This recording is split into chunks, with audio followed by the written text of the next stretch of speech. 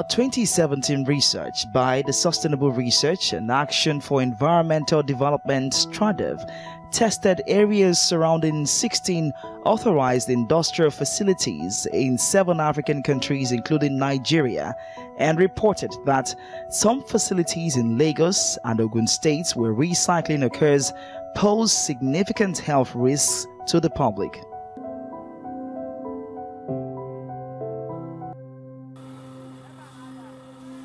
ULABs are classified as hazardous wastes, yet they are collected nationwide in trade worth nearly 100 billion naira.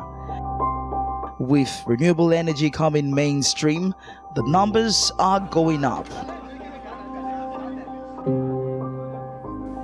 The test revealed that lead levels around lead battery recycling plants in Nigeria ranged up to 29,000 parts per million outside the facilities tested and 140,000 parts per million inside them, while spent batteries housed up to 40 pounds of lead. These used lead-acid batteries are stored close to human habitation or illegally dumped, contaminating air, land, and water. If you go to the facilities, you interview all the workers, their history is built around this whole health problem. So you can directly link their health problems, either perceived or experienced, with some of this, with their work environment. So there's occupational risk exposure, or occupational contamination going on. How can you have a facility that is recycling lead? You know, a lead acid recycling facility, number one, unregistered. In some cases, the outcomes have been really bad, as in Zamfara and Niger states, where nearly 200 persons, mostly children, have died from lead poisoning.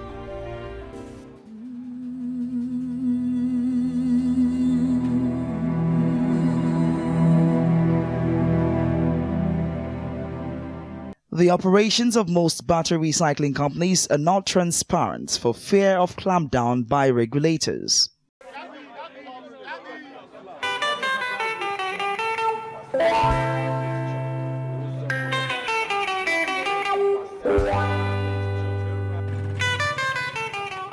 In Anambra, battery recycling is booming.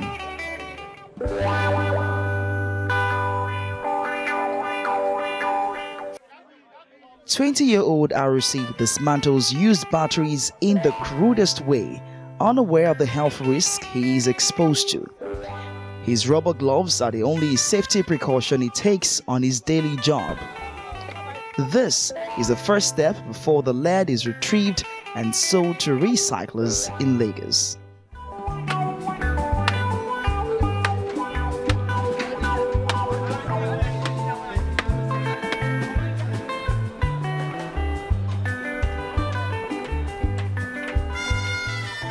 My boss brought me here and asked me to open these batteries. When I bring them from the market, I offload them here. I cut them open to remove the acid. That's how I do it. We make good money from it. It costs 4,500 naira, but my boss allows me to sell 4,600 naira. The 100 naira difference is mine. I've never fallen ill since I started this business, but the acid touches my body, but heals quickly. When the acid touches my body or I use water to wash it off. Lead acid batteries contain sulfuric acid and large amounts of lead. The acid is extremely corrosive and a good carrier for soluble lead and lead particulates. They also contain other heavy metals, cadmium, chromium, nickel, and zinc. The World Health Organization said in 2009 that lead poisoning accounts for at least 0.6% of all global diseases. It's the world's most toxic waste after nuclear waste.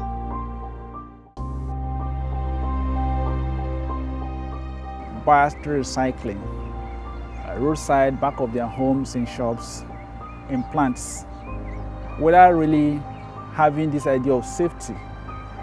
So in that process, they get themselves contaminated, they get the soil contaminated, they get the environment contaminated with lead that is leaking from the battery they are melting.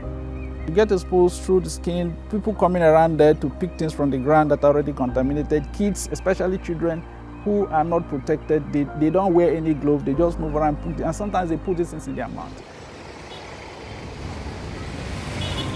In Lagos, Akin's business involves melting lead and fixing damaged batteries. He has no understanding of any safety precautions needed to handle such toxic materials. This one no dey affect anything. No dey affect He belongs to the Battery Chargers Association, who are meeting to find ways to make more profit. They say the government has largely neglected them. Actually, battery is very dangerous, but at the same time, we learn it. We learn how to do the acid. We learn how to even build a battery. I think we can get the support from government to give us all the equipment that we need. We ourselves, we can build battery by ourselves. This is our battery charger. I think the battery charger, I know they keep person, but I don't start my own since 2003. So my life is okay, I don't have any problem. And my children is okay, everybody's okay. Our work is a very good job. Here we only have Ibeto, and Ibeto is producing not up to 5% of 170 million battery that is needed in the market in circulation, because averagely every Nigeria have 2 cars. So approximately Ibeto is producing 5%, which is very poor, which we are pleading for the help of government. We also want to set that up. We bring a semi-finish, then we produce plastic here in Nigeria, install the lead in the casing, put acid and recharge. The Basel Convention has provided the opportunity to export used batteries out of the country, but it has also created unwanted consequences for our environment in the process of collection, transportation, and then processing. The battery sector, as it is today, realize the pollution that their businesses cause to the environment and their neighboring communities. They know that they are polluting the environment. They know that they are polluting themselves. The Lagos State government has done a little in organizing workshops and trainings for them to help them to improve their processes and technology so that they can stop the pollution that their businesses are causing to the environment. Nigeria's extended producer responsibility role provides for producers of hazardous materials to be responsible for cleanup and care for the environment as it obtains in developed societies.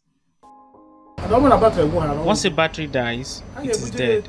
It will be taken to a scrap yard. The scrap will be used for aluminium. We're trying to capture management of this sector under the EPRO platform. The EPRO is the Extended Producer Responsibility program, such that we address it sectorially, just as we are addressing the PET bottles, under the Beverages Alliance. We are addressing the used electrical equipment under the EEE Alliance. We're also trying to bring operators within the ULAB sector so that they can form forms of cooperative, come under a program that's regulated so that we know how it is done and how we can get it done, appropriately. At the Basel Convention Coordinating Center for the African Region, University of Ibadan, some scientists from the school's Department of Chemistry are working on recycling ULAB slag into fired building clay bricks and tiles. We have carried out a lot of chemical characterization of the fired products to see how safe this material can be in the environment. And in fact, our first test run, I carried out some of this work in January. So we carried out a lot of characterizations to know the amount of lead that is inside there, how much of it can come out and all that. We observed that lead undergoes a chemical reaction with the silicate in the clay and is chemically immobilized in that glassy lattice of the fired product. So lead is chemically immobilized in there. It can't come out. They believe this eco-innovation will reduce the amount of lead from ULAB slag disposed indiscriminately, which usually ends up polluting the environment.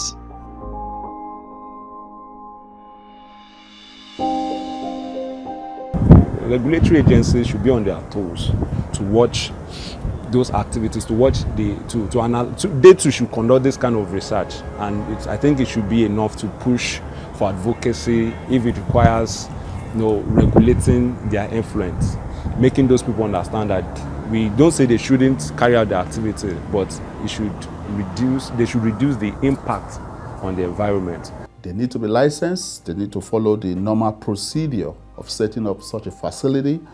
Occupational health and safety guidelines have to be followed.